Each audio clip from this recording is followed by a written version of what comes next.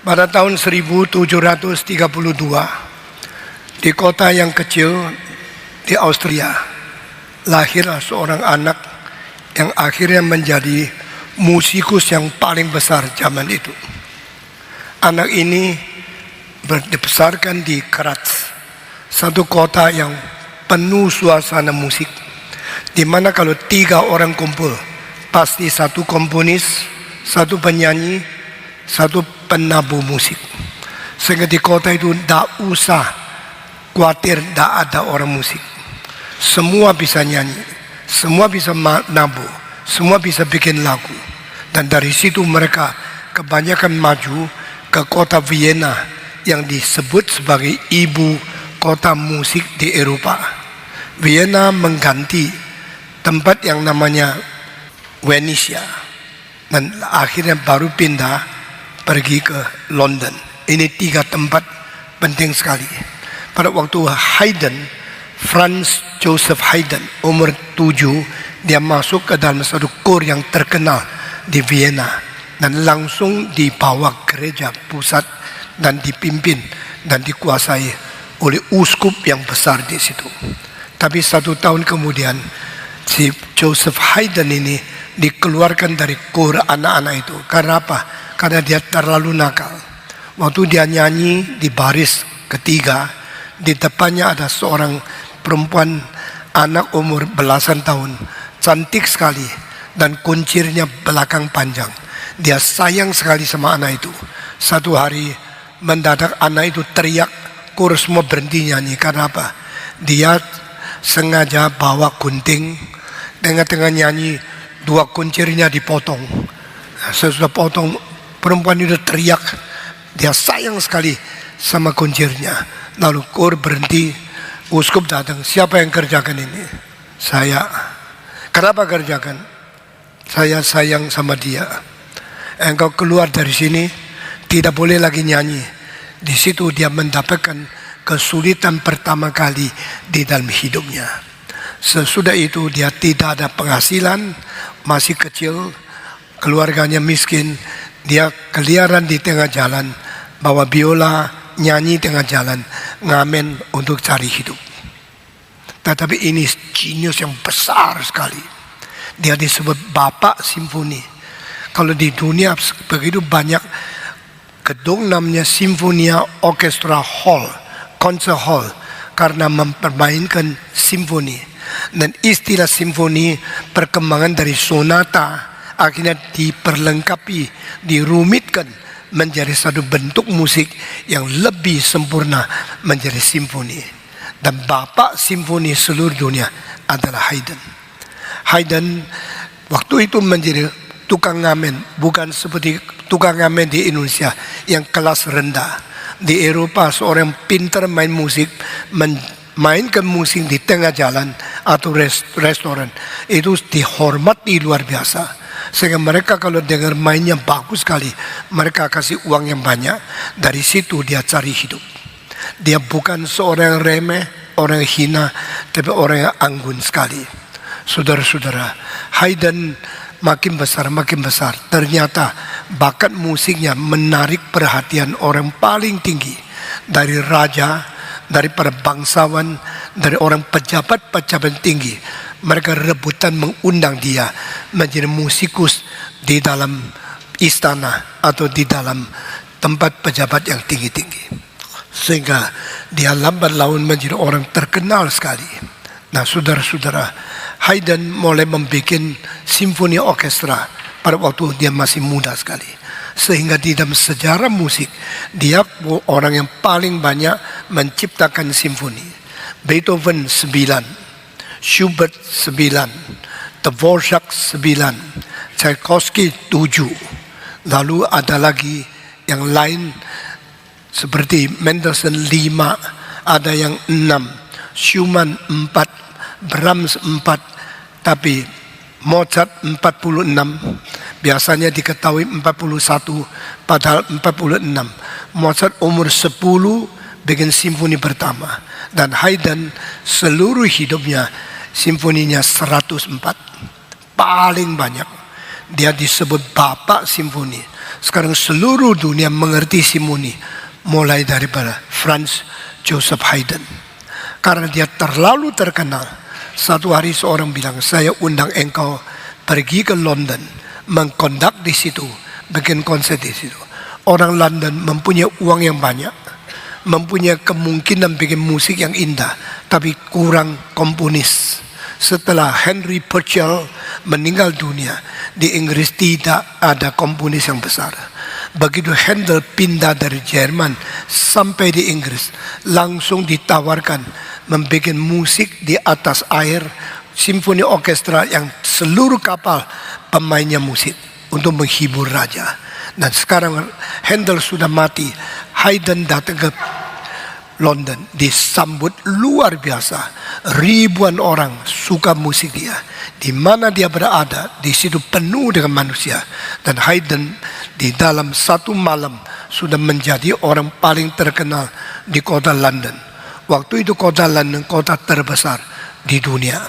Dan setelah dia pergi ke London 2 kali, dia membuat 12 simfoni yang sekarang disebut London Symphonies by Franz Joseph Haydn. Kali kedua dia di London, ada satu malam dia ada waktu. Dia bilang, malam ini saya mau pergi dengar musik. Dia seorang musikus, tapi seorang yang suka mendengar musik orang lain. Dan mereka bawa dia pergi satu concert hall yang main musik itu sedang mementaskan Mesias daripada Haydn, dari Handel. Waktu dia dengar, dia baru rasa dia seorang musikus yang besar sekali, tapi oratorio dia sama sekali tidak ngerti. Handel menulis 32 opera. Setelah tahun 1932 dia mulai membalikkan diri menjadi penulis musik untuk Tuhan Yesus. Dan pertama dia bikin Esther, kedua bikin Israel in Egypt, ketiga bikin Mesias. Dan setelah itu sampai dia mati tahun 1759, Handel tidak pernah lagi kembali menjadi menulis musik sekular. Tapi waktu Haydn ada di London, Handel sudah meninggal dunia. Waktu dia dengar musik Mesias, dia kaget luar biasa. Musik mungkin ditulis serumit ini, seindah ini, sebesar seperti ini. Lalu dia mengambil janji, saya juga mau belajar dari Handel menulis oratorio. Tetapi dia rasa tidak banyak cerita yang bagus yang dia bisa tulis. Akhirnya ada seorang datang memberikan satu syair kepada Haydn. Do you want to compose a music basis on this poem? Lalu dilihat, itu adalah tentang ciptaan Tuhan. Dari hari pertama sampai seluruh jadi, dan manusia Adam dan Hawa muncul di dunia mewakili peta teladan Allah. Oh, dia senang sekali. Dia bawa ini, dia bilang, saya pulang ke Vienna, saya akan bikin musik creation. Nah saudara-saudara, dengan bakat sebesar dia, dengan nama sebesar dia, di Eropa tidak ada orang bisa membanding dia. Satu-satunya komponis musik yang paling besar. Dan dia pakai 2 tahun lebih baru selesaikan creation. Saudara bisa bayangkan ini lagu yang berapa penting, berapa agung adanya. Pada waktu creation selesai ditulis, dia minta kumpulkan semua yang penyanyi dan orkestra, lalu dilatih dia sendiri untuk menciptakan satu konser yang besar sekali di Vienna. Karena nama itu sudah bocor, orang tahu Haydn telah menulis creation. Jadi semua orang menunggu musik agung ini kira-kira bagaimana, termasuk Ludwig van Beethoven. Setelah Ludwig van Beethoven mendengar Haydn menulis musik creation, padahal Beethoven baru selesai satu lagu namanya Creation of Prometheus sebagai satu overture yang besar sekali, tapi panjangnya tidak sampai 10 menit. Lalu Beethoven satu kali ketemu dengan Haydn dalam satu pesta bangsawan. Di tengah pesta dia datang kepada Haydn, saya dengar Bapak Haydn gurunya Beethoven, saudara lihat dia berapa besar. Saya dengar Bapak Guru, engkau sudah menulis satu oratorio namanya The Creation. Bahasa Jerman, Die Schöpfung. Tuhan menciptakan segala sesuatu. Tetapi Haydn bilang sama Beethoven, saya juga dengar kamu sudah bikin satu Creation of Prometheus Overture. Oh iya Pak, tapi saya punya pendek. Saya anak muda, tidak tahu apa-apa. Haydn bilang, memang lu masih muda, mesti belajar banyak. Lu bagaimanapun tidak mungkin tulis creation seperti saya. Orang tua itu gengsi loh. Orang tua adalah sombongnya, memberikan nasihat begitu keras sama Beethoven. Hari ini dengan teguran itu, dia taruh di hati dan dia tetap kagum kalau Haydn itu komponis yang besar. Pada waktu pementasan creation ditayangkan hari itu, Beethoven sendiri datang, beli tiket yang mahal, duduk di kira-kira baris keempat atau kelima, sangat depan, karena kupingnya tidak bagus. Dia mau dengar lagu ini berapa agung adanya. Tapi waktu dia dengar, si Haydn sendiri mempunyai satu tugas, tulis creation, tetapi jangan caranya seperti Handel, karena Handel selalu repeat terus kalimat, and he shall purify, and he shall purify, and he shall purify, and he shall purify.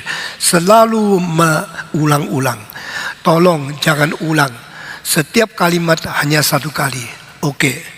Haydn mati-matian mentaati perintah dan peraturan yang diberikan kepada dia. Maka dia setiap kalimat cuma satu kali. Dan waktu ada kalimat Tuhan berkata adalah terang, maka adalah terang. Bagaimana menulis supaya musik ini menarik? Dia pikir setengah mati bikin satu lagu Tuhan berkata, seorang pria yang menyanyi mewakili Tuhan. Adalah terang, kor yang menyanyi, maka adalah terang. Waktu terang kalimat terakhir muncul, dia minta suaranya besar 20 kali. Jadi adalah terang, adalah terang. Suara keras luar biasa, bikin banyak orang kaget. Dan ini menjadi satu penerobosan di dalam sejarah musik. Nah hari itu waktu dipentaskan, Haydn sudah tua, dia tidak kondak. Dia cuma duduk di situ, dia mau dengar kalimat itu bagaimana nyanyinya. Waktu nyanyi sampai kalimat itu keluar dengan suara keras sekali, dia kaget sendiri. Dan dia langsung berdiri dengan air mata terus meluncur dari matanya. Dia berteriak, ini bukan dari saya, ini bukan dari saya. Ini anugerah Tuhan memberikan bijaksana kepada saya menulis lagu ini. Sesudah ngomong begini, dia sudah pingsan, jatuh di lantai, tidak bisa bangun.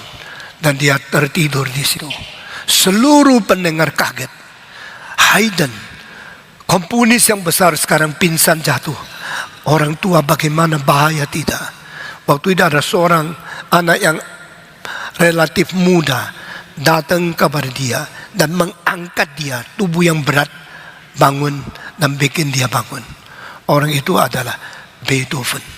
Ini cerita mengenai creation, menggempakan seluruh dunia musik pada waktu itu. Dan waktu itu di saat tua, sesudah pementasan di Haydn, semua tempat minta, mari creation datang ke kota kita. Kita mau dengar, seluruh dunia mendengar creation. Menjadi semenjak 1741 ciptakan daripada Mesias, tahun 1743 dipentaskan di London. Semenjak itu kira-kira 45 tahun kemudian, maka creation menjadi oratorium yang paling besar. Sampai sekarang kita melihat dunia kekristenan punya 3 oratorium. Yang penting satu adalah Handel punya Messiah, zaman barok. Yang penting kedua ada creation daripada Haydn, zaman klasik. Yang ketiga adalah, yang penting ketiga, Elijah daripada Mendelssohn, zaman romantik. Ini menjadi 3 representatif lagu Kristen oratorio yang paling besar. Selain ini zaman barok ada satu lagi, Passion Music, Saint Matthew Passion. Itu sangat sulit tapi agung sekali. Dan di sejarah penulis oratorio paling penting hanya 3 orang. Pertama Handel, kedua Haydn, dan ketiga adalah Mendelssohn.